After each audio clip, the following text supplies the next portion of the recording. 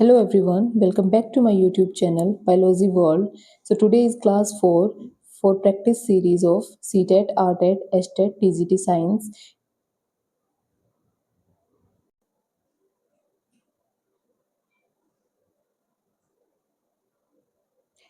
Okay, so the first question is why does the point of sunrise change? जो sunrise का point है वो क्यों change होता रहता है throughout the year? First, rotation of Earth. B, revolution and tilt of Earth. C, moment of Sun. Effect of Moon. So correct answer for this question is B option, revolution and tilt of earth. So basically जो revolution और जो tilt होता है वो कैसे ये जो आपका पॉइंट का चेंजेस होते हैं थ्रू आउट द ईयर, ये दो चीज़ों के ऊपर डिपेंड करता है. एक्सल टिल्ट के ऊपर और दूसरा रिवॉल्यूशन के ऊपर. जो अर्थ है उसके एक्सिस टिल्ट करते हैं एक पर्टिकुलर एंगल से 23 डिग्री 23.5 डिग्री के ऊपर. ओके. और जो रिवॉल्यूशन होता है अर्थ का एक्सिस का, वो रिवॉल्व अराउंड द सन, वो डिफरेंट पार्ट्स पे होता है. Different part of earth receive direct sunlight, so वो डिफरेंट डिफरेंट टाइम पे चलता रहता है ये थ्रू आउट द ईयर. इसीलिए इसको revolution and tilt of earth बोलते हैं. So the correct answer is B. Next question is buoyant force is equal to. Buoyant force जो होता है वो किसके इक्वल होता है? Weight of object, weight of displaced liquid, volume of object, density of liquid.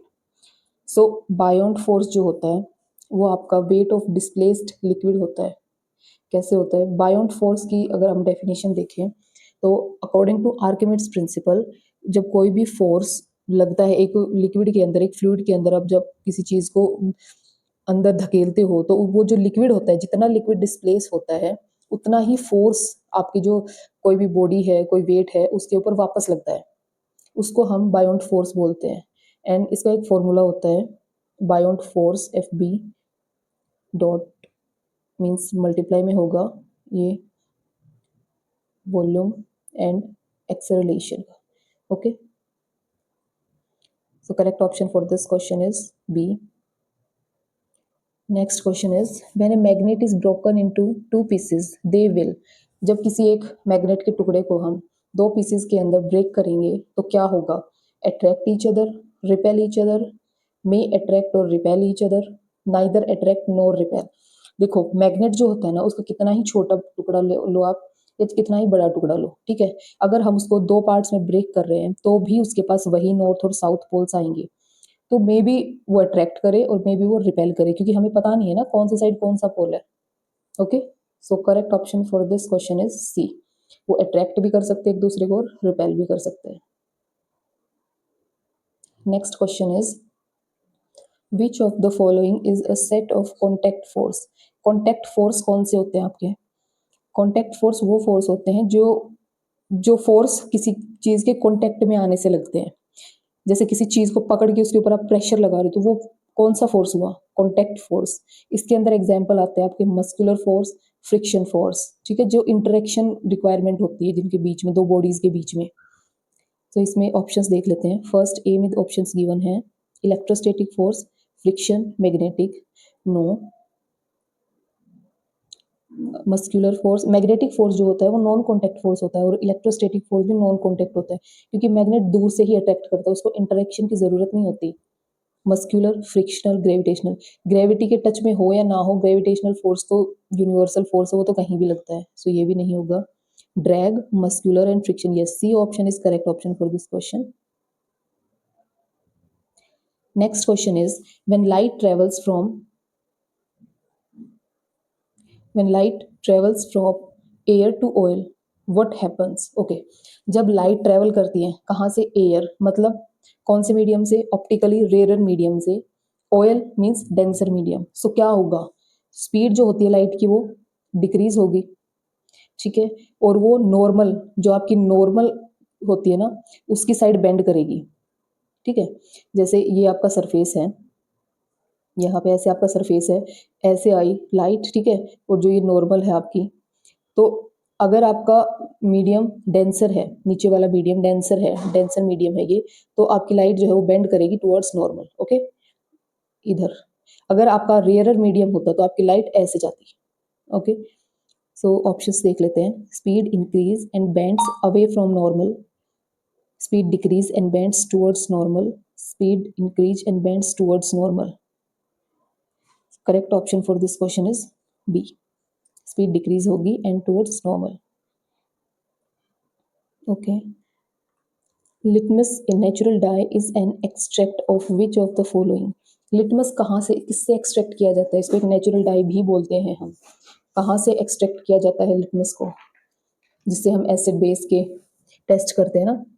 So litmus क्या होता है? एक नेचुरल इंडिकेटर होता है जिसको हम लाइकन से, लाइकन तो आपने बायो में पढ़ा होगा ना, लाइकन को, वही लाइकन है ये. इसी से एक्सट्रैक्ट करते हैं हम लिटमस को, और एक नेचुरल इंडिकेटर है.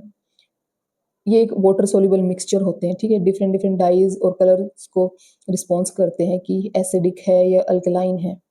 तो लिटमस क्या करते हैं? एसिड को, एसिड के अंदर रेड में कन्वर्ट हो जाते हैं एंड बेस के अंदर ब्लू में. Okay. Next question is fuse wire is made up of. जो फ्यूज की वायर होती है वो किस चीज से मिलकर बनी होती है? फ्यूज वायर जो होती है वो अलॉय होती है टिन की और लेड की, ठीक है. टिन और लेड. सो टिन और लेड, क्योंकि इन दोनों से क्या मिलता है, ये एक तो दोनों का जो अलॉय बनता है उससे मेल्टिंग पॉइंट को डिक्रीज कर देते हैं. जो मेल्टिंग पॉइंट होता है वो डिक्रीज हो जाता है. एंड दूसरा रेजिस्टेंस जो होता है वो हाई हो जाता है. रेजिस्टेंस हाई हो जाता है आपका. सो ये अलाउ करते हैं उस वायर को कि मेल्ट हो जाए, ब्रेक हो जाए सर्किट, जब ओवर करंट हो, ओवरफ्लो हो करंट का. सो correct option for this question is a. 63% of tin and 37% of lead. Next question is which of the following is not an isotope of hydrogen? Hydrogen का isotope कौन सा नहीं है? Tritium, deuterium, orthohydrogen, neither of above, कोई भी नहीं इनमें से. सो ट्रीटियम जो होता है, आइसोटोप होता क्या है? पहले तो ये देखिए, आइसोटोप ना एक वेरिएंट होता है किसी भी केमिकल एलिमेंट का, ठीक है, जिसके पास सेम नंबर ऑफ प्रोटॉन होते हैं बट न्यूट्रॉन का नंबर वेरी करता है. सो ट्रीटियम जो है वो हाइड्रोजन का आइसोटोप है. इसके पास H3 इसका फॉर्मूला होता है, या फिर हम इसको T से भी डिनोट करते हैं. एक प्रोटॉन होता है और दो न्यूट्रॉन होते हैं, ठीक है. ड्यूटेरियम भी होता है, इसका H2 लिखते हैं या D लिखते हैं हम. एक प्रोटॉन होता है सेम एंड एक न्यूट्रॉन होता है. But orthohydrogen is not isotope of hydrogen. Okay. ये कोई आइसोटोप नहीं है, ये एक न्यूक्लियर स्पिन आइसोमर है, ठीक है. Correct option for this question is orthohydrogen. Next question is which of the following material is not lustrous. Lustrous का मीनिंग होता है कि कोई ऑब्जेक्ट, कोई मटेरियल आपको शाइन दे रहा है, चमक रहा है वो, ठीक है, इन नॉर्मल सनलाइट. ओके. सो इसमें से कौन कौन से मेटल्स जो होते हैं हमारे, ऑलमोस्ट सभी लस्चरस होते हैं. उनकी एक क्वालिटी होती है मेटल की. गोल्ड ऑफ कोर्स लस्चरस है, सिल्वर भी है, डायमंड भी है, बट वुड लस्चरस नहीं है. So correct option for this question is C. Next question is identify the set of micronutrients. ये क्वेश्चन मैंने कल ही अपनी शॉर्ट वीडियोस में डाला था, माइक्रो एंड मैक्रोन्यूट्रिएंट्स, तो आप वहाँ भी विजिट करके देख सकते हैं. Identify the set of micronutrients, nutrients required by plant in small quantity. कौन कौन से होते हैं वो? ऑप्शंस देख लेते हैं. Potassium, magnesium, copper. नो, क्योंकि हमें मैग्नीशियम पोटाशियम तो हाई अमाउंट में चाहिए होता है. Copper, phosphorus, calcium. No. Sulphur, aluminium, chlorine. No. Yes, zinc, iron, magnesium, ये सब हमें स्मॉल अमाउंट में चाहिए होता है. Next question is the colour of flame depends on.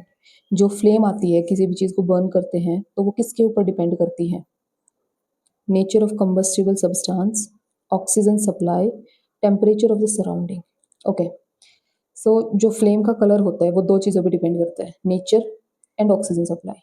अब जैसे कॉपर का नेचर होता है वो डिफरेंट होता है सोडियम से. तो कॉपर जब बर्न करता है तो वो ग्रीन फ्लेम देता है, and when sodium Burns it gives yellow burn, yellow flame. Okay. अब बात करते हैं सप्लाई की. जब हाई सप्लाई होती है O2 की तो ब्लू फ्लेम शो होती है आपकी, एंड जब लिमिटेड सप्लाई होती है O2 की तो येलो ऑरेंज फ्लेम आती है. Okay. So correct option for this question is A and B, C option.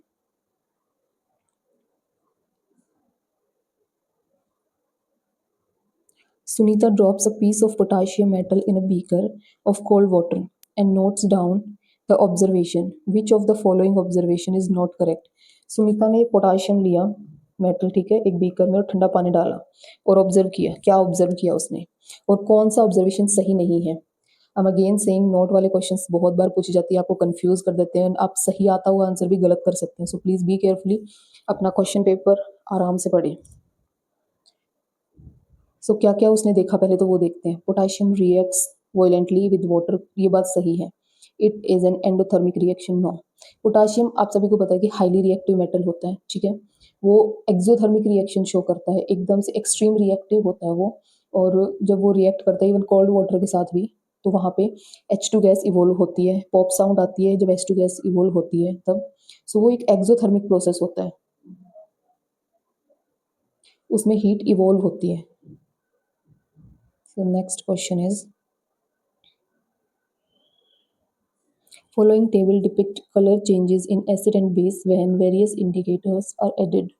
Okay, तो आपको बताना है कि A B C D option में क्या आएगा। टर्मरिक में क्या होता है, एसिड के अंदर तो कोई चेंज नहीं होता, ठीक है, येलो रहती है, बट बेस के अंदर ये कैसी हो जाती है, रेडिश ब्राउन। ओके, आप ये एग्जांपल्स ये आप अपने घर पे भी करके देख सकते हैं। Okay, China rose dark pink होता है एसिड में एंड बेस के अंदर ग्रीन होता है। सो कौन सा ऑप्शन इज करेक्ट होगा इसके लिए। चलो पहले सारे देख लेते हैं। फिनोफ्थिलीन जो होता है वो एसिड के अंदर कलरलेस होता है एंड मिथाइल ऑरेंज जो होती है वो ऑरेंज या रेड होती है। So correct option for this question is, let's see, first A में क्या ऑप्शन आएगा आपका, रेडिश ब्राउन। सो यहाँ पे दो ही ऑप्शन सही रहते हैं हमारे, 1 और 4, third sorry. Then China rose जो होता है वो बेस में कैसा कलर देता है, green. So first option is correct for this. Next question is, an iron nail is kept in each of the following liquid, in which case would it lose its shine and appears dull? अगर कोई भी iron nail आप लेते हो, ठीक है, उसको आप डिफरेंट डिफरेंट लिक्विड्स के अंदर डालते हो, तो वो डल और अपनी शाइन कब लूज करेगी, जब उसको किसी चीज़ के साथ रिएक्ट करना पड़ेगा। एंड वो रिएक्ट कब करेगी, जब उसको या तो बहुत एसिडिक मीडियम मिलेगा। ओके, सो देखते हैं लिक्विड्स को कैसे कैसे दिए हुए हैं। Mustard oil, okay, mustard oil तो वापस उसको लुब्रिकेट करेगा, उसको ग्रीस करेगा, सो उसके ऊपर कोई इफेक्ट नहीं होगा। आयरन नेल को रिएक्ट करने के लिए मॉइस्चर चाहिए, O2 चाहिए, एसिडिक मीडियम चाहिए। Soft drinks, yes, this is correct. कोई भी ऑयली चीज होगी उसके अंदर तो रिएक्शन होगी नहीं। और सॉफ्ट ड्रिंक के अंदर क्या होता है, कार्बोनिक एसिड, सिट्रिक एसिड, जो कि रिएक्ट करेंगे और कोरोजन क्रिएट करेंगे। सो इसके अंदर जो आयरन नेल है वो अपनी शाइन को लूज कर देगी। Next question is, Bujo's grandmother is suffering from diabetes. Her doctor advised her to take lassi with less fat content. Which of the following method would be most appropriate for Bujo's to prepare it? Okay, lassi बनाने के लिए आपको कौन सा method use करना पड़ता है, very simple, very interesting question.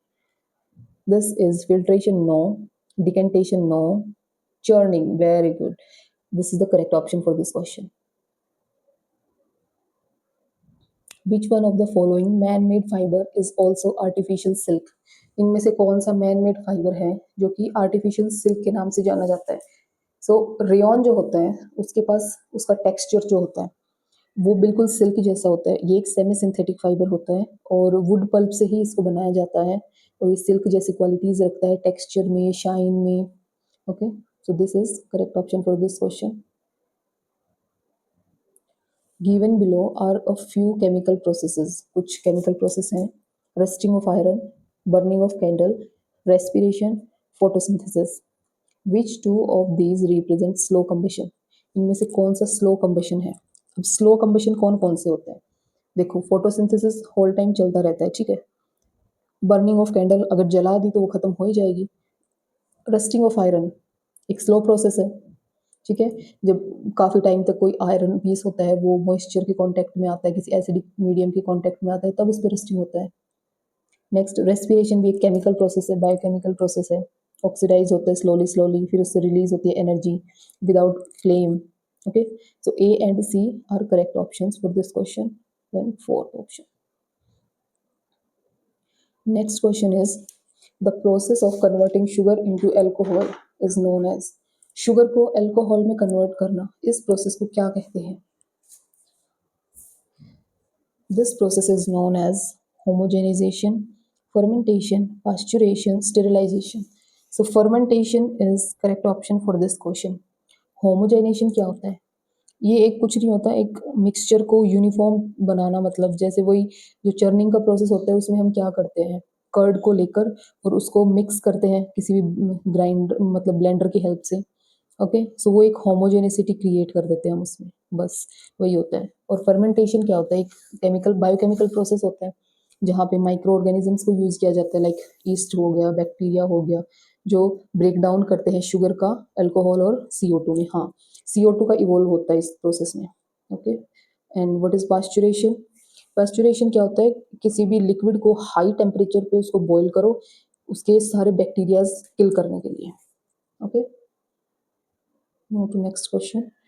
Next question is the smallest of living organism with cell wall are. Okay, इसने पूछा है सेल वॉल के साथ सबसे छोटा लिविंग ऑर्गेनिज्म कौन सा है। सो वैसे तो माइकोप्लाज्म होता है बट उसके पास सेल वॉल नहीं होता है, इसीलिए हम यहाँ पर बैक्टीरिया को कंसिडर करेंगे। बैक्टीरिया का साइज होता है 0.2 टू 2.0, इसके बीच में वेरी करता है माइक्रोमीटर्स, एंड माइकोप्लाज्म का 0.3 माइक्रोमीटर तक होता है।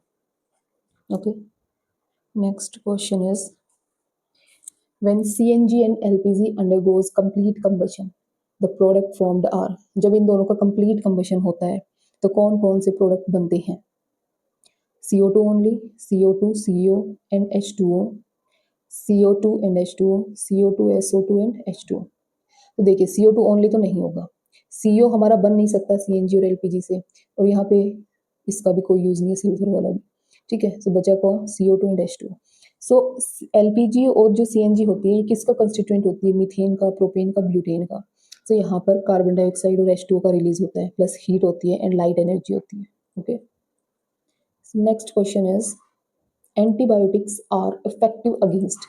जो एंटीबायोटिक होती है वो किसके लिए इफेक्टिव होती है, किसके against? Dengue fever, chlorella, cholera, influenza, hepatitis A. So cholera एक बैक्टीरियल डिजीज होती है, ठीक है, और इन्हीं के लिए बैक्टीरियल डिजीज के अगेंस्ट ही एंटीबायोटिक्स को यूज किया जाता है। और कोलेरा किसके द्वारा की जाती है? Vibrio cholerae. Next question is the mineral that are required in the right amount for proper functioning of muscles are. Muscles के लिए कौन कौन से मिनरल जरूरी है? Iron, calcium, okay, sodium, potassium, no, iodine and fluorine, no, iron and iodine, no. So sodium potassium जो होते हैं वो हमारे आयन एक्सचेंज के लिए यूज होते हैं। ओके, आयोडीन का यहाँ पे कोई यूज नहीं होगा एंड आयरन आयोडीन का भी नहीं। ठीक है, फ्लोरीन का। So answer is iron and calcium. Iron क्या करता है? मायोग्लोबिन एक प्रोटीन होता है, वो मसल्स के लिए स्टोर करता है, वो मसल्स के लिए स्टोर करता है किसको? ऑक्सीजन को। सो आयरन उसके लिए हेल्प करता है। कैल्शियम जो होते हैं वो मसल कॉन्ट्रैक्शन के लिए हेल्प करते हैं। Next question is PET bottles and jar are commonly used for storing edible items. PET is a very familiar form of, okay, PET क्या होता है? पॉलीथीन टेरिफेलेट, ठीक है, और ये बहुत फैमिलियर फॉर्म है किसकी? पॉलिस्टर की, जिसके अंदर हम खाने की पैकेजिंग वगैरह, स्टोरिंग के लिए आइटम्स वगैरह बनाते हैं, प्लास्टिक की बोटल्स, कप्स, ग्लासेस, ये सब। Option A is correct for this question. Next question is when CO2 is passed through clear lime water solution, it turns milky. The milky appearance of lime water is due to, basically this milky appearance is precipitates, ठीक है, white precipitate बनते हैं जब हम CO2 को, जब CO2 होता है उसको पास करेंगे इसके अंदर CaOH2। ओके, सो हमें क्या मिलता है?